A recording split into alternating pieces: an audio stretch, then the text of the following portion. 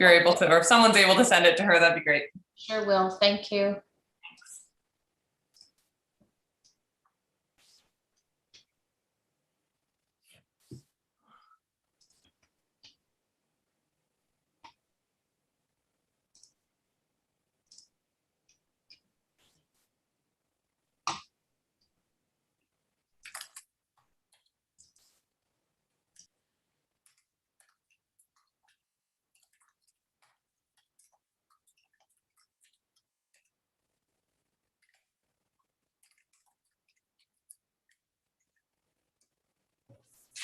All right, I'm in. Great. That was such happy news. Oh, yeah. At least you have outdoor space. Yeah, we fit 50 people outdoors. Like, but that doesn't matter. It's still cold out. Yeah. Yeah, we just have to, everybody has to start canceling orders. We're about to do some things like that. Yeah, for sure. Okay, just about 2 o'clock.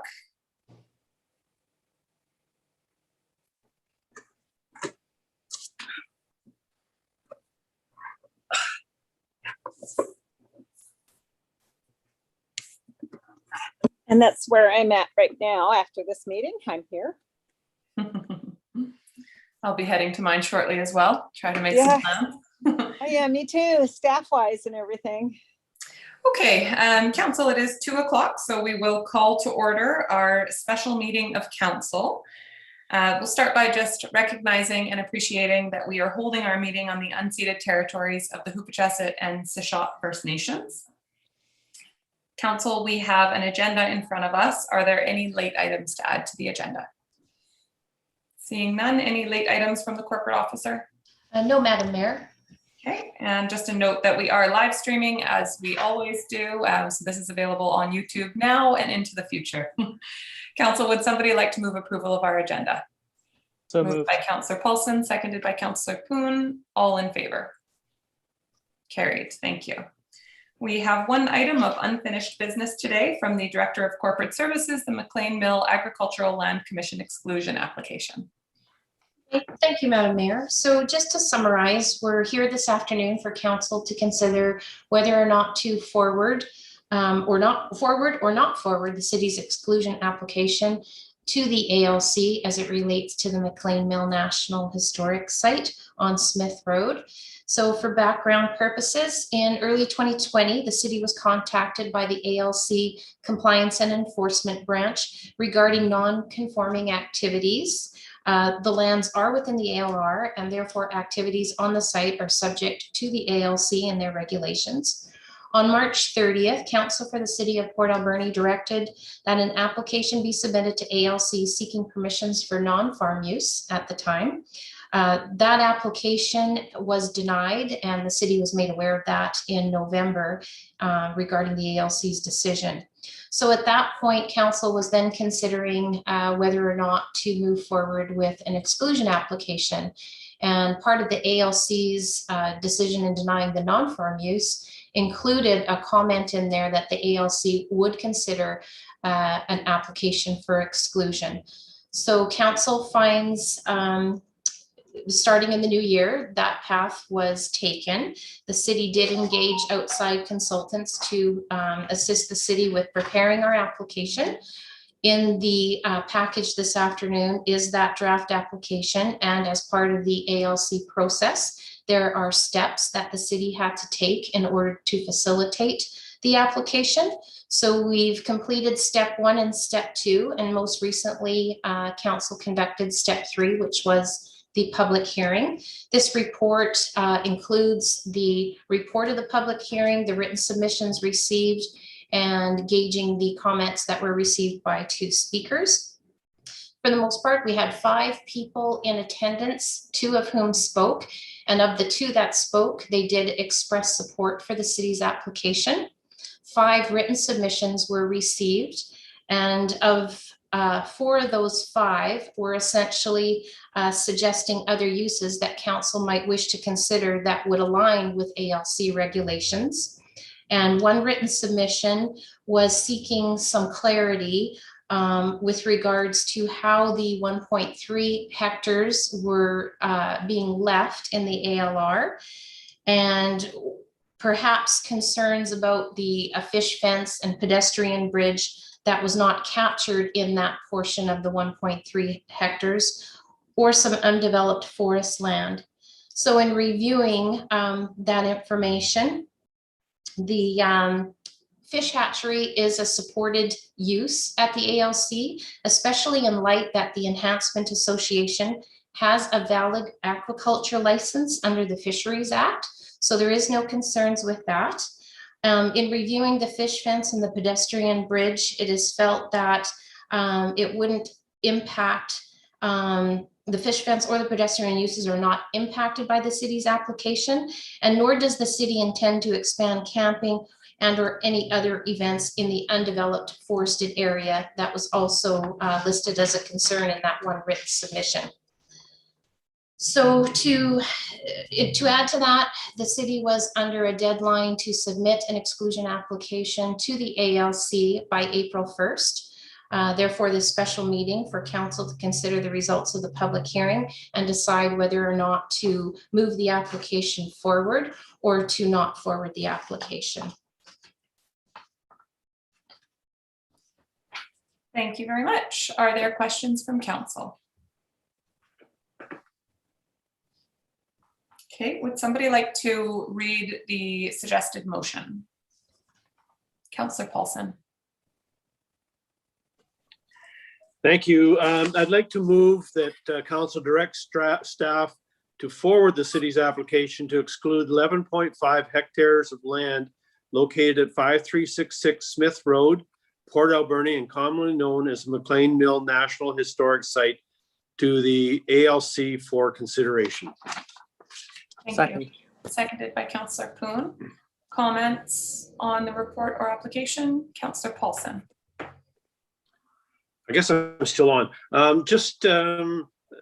Nothing for or against. I'm actually in favor of the motion, but there were some thoughts put forward by some of the public, and removing the ALR, even if we're looking at a future use, if above ground farming or aquaculture or agriculture was done, it can still be done if it's not in the ALR. And as it sits right now, you can't do any farming with that particular land except for above ground. So removing from the ALR wouldn't affect those future plans at all, if that's ever the way that the public wanted to go in sometime in the future. So just a thought. Thank you. I've got Councillor Corbeil and then Councillor Poon. Thank you, Madam Mayor. Yeah, I'm a little torn. I kind of think that if we do remove it from the agricultural land, it gives us more options going forward. But I wish we would spend as much time and energy trying to figure out how we can either get rid of the mill or somehow be able to fund it in such a way that it doesn't cost the city as much money. I know in some of the background information that we received in our agenda package, it talked about partnerships with the federal government and the provincial government, and the partnerships seemed to end when it came to spending money. I know we got a lot of money up front from the federal government, and we get a little bit to upgrade buildings and whatnot, but for the most part, the city of Port Alberni's carrying the freight on this thing. And I'm just, I guess, asking Twyla, are we hearing anything even remotely positive from the federal government and or the provincial government in some of the letters we've written and trying to get some assistance with this historic site? Yes, we actually have a meeting that is scheduled mid-April to have those conversations. And having said that, staff also did provide the city with some grant funding information that staff are currently reviewing to see if there would be the possibility that we could access some funding that way. We just don't know the resolution to that yet, but I do know our Director of Parks, Recreation, and Heritage is looking into whether we would be successful in those grant funding opportunities. And have we had any contact with the provincial government, the whatever it's called, the Ministry of Heritage, or I believe that's who we answer to, or are so-called partners with? And I believe that's our meeting that we've got halfway through April. I believe there's representation in both those instances. Okay, thank you very much. Thank you. Councillor Poon. Thank you. I'll speak in support of the motion.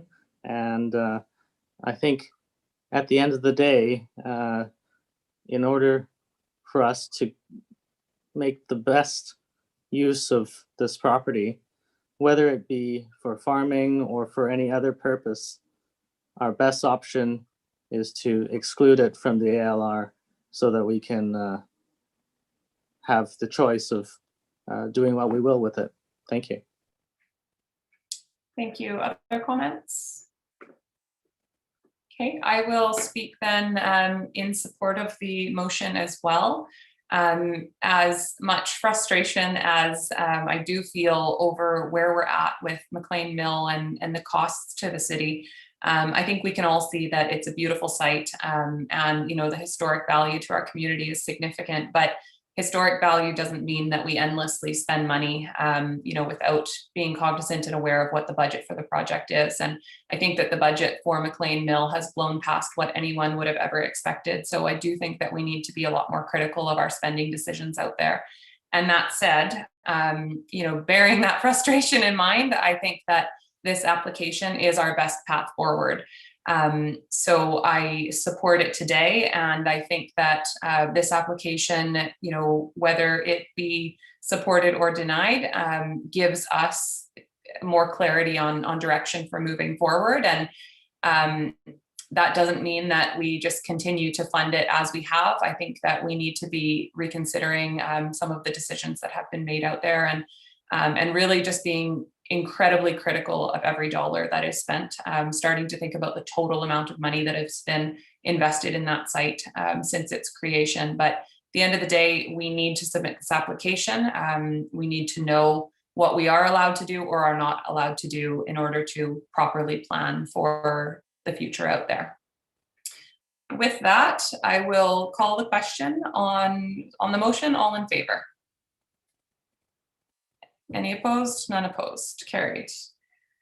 We'll move on to bylaws. We have one item from the Director of Corporate Services. That's it for the City of Port Alberni housing agreement for 4517 Redford Street, bylaw number 5027/2021.